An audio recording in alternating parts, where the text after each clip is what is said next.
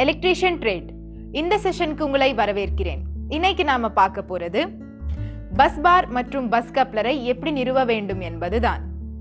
இந்த செஷனோட முடிவுல நீங்கள் கற்றுக்கொள்வது என்னன்னா, பஸ் பார் நிறுவுவதற்கான இடத்தை தீர்மானித்து பஸ் பார்க்கு ஏற்ற பஸ் கப்ளரை தேர்ந்தெடுக்க வேண்டும். பஸ் பாரை பொருத்த வேண்டும். பஸ் பாரையும் பஸ் கப்ளரையும் பிளக்இன் பாக்ஸ்க்குள் பொருத்த வேண்டும். பஸ் பாரின் எர்த் கண்டினியூட்டியும் மற்றும் இன்சுலேஷன் ரெசிஸ்டன்ஸியை சோதனை செய்ய வேண்டும். எலக்ட்ரீஷியன் டூல் கிட் மற்றும் தேவைப்படும் உபகரணங்கள். எலக்ட்ரீஷியன் டூல் கிட் DE ஈரமுனை ஸ்பேனர் கிட் 6 mm இலிருந்து 25 mm. கிரிம்பிங் டூல் கிட் தேவைக்கேற்ப உயரத்தை மாற்றக்கூடிய ஏணி, உயரமான நாற்காலி, ஹேண்ட் ஹேக்ஸா ஃப்ரேம், மெக்கர், மின்சாரம் மற்றும் நீளத்திற்கேற்ப பஸ் பார்ஸ் உபகரணங்கள், மின்சாரத்தின் அளவிற்கேற்ப, பிளக்-இன் பெட்டிகள் 32 ampere, bus bar brackets, MS flats, bus பாரை இடைநிறுத்த தேவையான GI பைப்ஸ் மற்றும் தேவையான உபகரணங்கள், அளவான நட்ஸ் அண்ட் போல்ட்ஸ், தேவைக்கேற்றவாறு உதிரி பாகங்கள். பஸ் கப்ளர் பஸ் பாரை எங்க வைக்கணும்னு தேர்ந்தெடுக்கணும் மற்றும் பஸ் பாருக்கேற்றவாறு பஸ் கப்ளரை தேர்ந்தெடுக்கணும். தொழில்துறை பட்டறை மற்றும் தொழிற்சாலைகளில் பல இயந்திரங்கள் செயல்பாட்டில் இருக்கும், ஆனால் ஒன்றுக்கு ஒன்று அவை சேர்ந்து இருக்காது. இந்த இயந்திரங்களுக்கு வரும் மின்சாரம் பூமிக்கு அடியிலிருந்து அதற்கு கிடைக்கிறது அல்லது தலைக்கு மேல் செல்லும் கம்பிகளால் மின்கசிவு மற்றும் விபத்துகள் ஏற்படலாம். பஸ் பாரின் முக்கியமான வேலை என்னவென்றால், எத்தனை இணைப்பிற்கு தேவைப்பட்டாலும் அத்தனை இணைப்பிற்கும் ஒரே வோல்டேஜை சப்ளை செய்யும். பஸ் பார் என்பது காப்பர் அல்லது அலுமினியம் மெட்டீரியல்களால் உருவாக்கப்பட்டது. அதில் பல்வேறு வடிவங்கள் இருக்கும். தட்டையான வடிவு, திடமான வடிவு அல்லது குழாய் வடிவு. பஸ் பாரில் பல்வேறு வகைகள் உண்டு. சிங்கிள் பஸ் பார் அமைப்பு, செக்ஷனலைஸ்டு சிங்கிள் பஸ் பார் அமைப்பு, இரட்டை பஸ் பார் அமைப்பு, பிரதான மற்றும் துணை ஆகிய 2 பஸ் பார்களை கொண்டது. பஸ் பார் அமைப்பின் சிறப்புகள். பஸ் பார் அமைப்பு செலவை குறைக்க உதவும். பஸ் பார் நெகிழ்வுத்தன்மையை அனுமதிக்கும். பஸ் பார் அமைப்பு நம்பிக்கைக்குரியது. லேமினேட் செய்யப்பட்ட பஸ் பார் கொள்ளளவை அதிகரிக்கும். பஸ் பார் வயரிங் பிழைகளை அகற்றும்.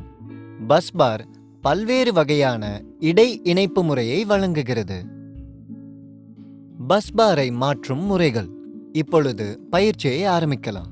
முதலில் தொழிற்சாலையின் லேஅவுட் மற்றும் மின்சார அமைப்பை கவனிக்கலாம். எந்திரங்களின் மொத்த எண்ணிக்கை மற்றும் மெயின் சப்ளையின் என்ட்ரி பாயிண்ட். லேஅவுட்டை பார்த்து பஸ் பாரின் நீளத்தை தீர்மானிக்க வேண்டும். தள ஆய்வின் மூலமாக பஸ் பாரை தாங்கும் அமைப்பை நாம் அடையாளம் காண வேண்டும். பஸ் பாரை தாங்கும் அமைப்பிற்கு ஏற்றவாறு பொருத்த வேண்டும். பஸ் பார் மற்றும் பஸ் கப்ளரை பிளக்-இன் பாக்ஸிற்குள் பொருத்த வேண்டும். பிளக்-இன் பாயிண்ட்ஸ்குள்ள பிளக்-இன் பாக்ஸஸை பொருத்தணும். பிளக்-இன் பாக்ஸை கச்சிதமான ஷீட் ஸ்டீல் பாக்ஸஸான கீழ்ப்புறமான கதவுகள் கொண்ட HRC fuse holders, spring steel கீற்றுகளால் வலுவூட்டப்பட்ட தொடர்புகளில் அதிக கடத்துத்திறன் கொண்ட காப்பர் கிளிப்பில் இணைக்கப்பட்டிருக்கிறது. இந்த கிளிப்ஸ் பஸ் பாரிலிருந்து பிளக்-இன் பாயிண்ட்டுக்கு நேரடியாக கனெக்ட் செய்யப்பட்டிருக்கும். இந்த பெட்டியின் 2 முனைகளிலும் 2 எர்த் பின்ஸ் அமைக்கப்பட்டிருக்கும். அது பிளக்-இன் பெட்டியில் இருக்கும் பஸ் பாரிலும் இணைந்திருக்கும்.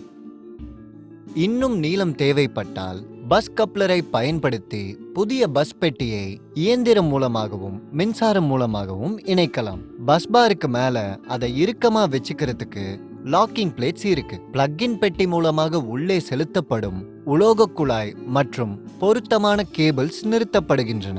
பஸ் பாரின் எர்த் கண்டினியூவிட்டி மற்றும் இன்சுலேஷன் ரெசிஸ்டன்ஸை சோதனை செய்யும் முறை. முதல்ல பஸ் பார் சிஸ்டத்துடைய எர்த் கண்டினியூவிட்டியை சோதனை செய்யணும். விளக்கு மூலமா எர்த் கண்டினியூவிட்டியை சோதனை செய்யலாம். கண்ட்ரோல் பேனல்ல இருந்து பஸ் பாருக்கு எந்த ஒரு இணைப்பும் இருக்கக்கூடாது. ஒரு சோதனை விளக்கை எடுத்துக்கோங்க. அது 230 வோல்ட்ஸ் பை 100 வாட் இருக்க வேண்டும். அந்த விளக்குல இருந்து ஒரு முனைய இந்த சப்ளை பாயிண்டுடைய P ஃபேஸ்ல இணைச்சிருக்கணும் மற்றும் அந்த விளக்கோட மறுமுனைய பஸ் பார் கண்ட்ரோல் பேனலுடைய எர்த் பாயிண்ட்ல இணைக்கப்பட்டிருக்கணும். அதாவது எர்த் டெர்மினல். அந்த விளக்கு பிரகாசமா எரிஞ்சா பஸ் பார்ல இருக்கக்கூடிய எர்த் கனெக்டிவிட்டி சரியா இருக்கு. ஒருவேளை விளக்கு எரியலன்னா பஸ் பார்ல இருக்கக்கூடிய எர்த் கனெக்டிவிட்டி சரியா இல்லைன்னு அர்த்தம். அதாவது ஓபன். அமைப்போட கண்டினியூவிட்டி மற்றும் இன்சுலேஷனை பரிசோதனை செய்யணும். அனைத்து சோதனைகளையும் நடத்தி சோதனை முடிவில் உறுதி செய்த பிறகு பஸ் பெட்டியை இன்கமிங் சப்ளை கேபிள் மூலமாக ட்ரைஃபர்கேட்டிங் பாக்ஸுடன் இணைக்க வேண்டும். ரீகேப். இந்த செஷன்ல நாம கத்துக்கிட்டது என்னன்னா, பஸ் பாரை எந்த இடத்துல பொருத்த வேண்டும் என்பதும், பஸ் பாரை எப்படி இணைக்க வேண்டும் என்றும், பஸ் பாரை எப்படி பொருத்த வேண்டும் என்றும், பிளக்இன் பாக்ஸ்க்குள்ள பஸ் பார் சிஸ்டத்தையும் பஸ் கப்ளரை எப்படி பொருத்த வேண்டும் என்றும், பஸ் பாரோட எர்த் கண்டினியூட்டி அண்ட் இன்சுலேஷன் ரெசிஸ்டன்ஸை எப்படி சோதனை செய்ய வேண்டும் என்பதை பார்த்தோம். இதை நாம் செய்யும்போது கட்டாயமாக பாதுகாப்பு கவசம் அணிந்துதான் செய்ய வேண்டும். இந்த செஷனில் பார்த்த அனைத்தும் உங்களுக்கு புரிந்திருக்கும் என்று நம்புகிறேன்.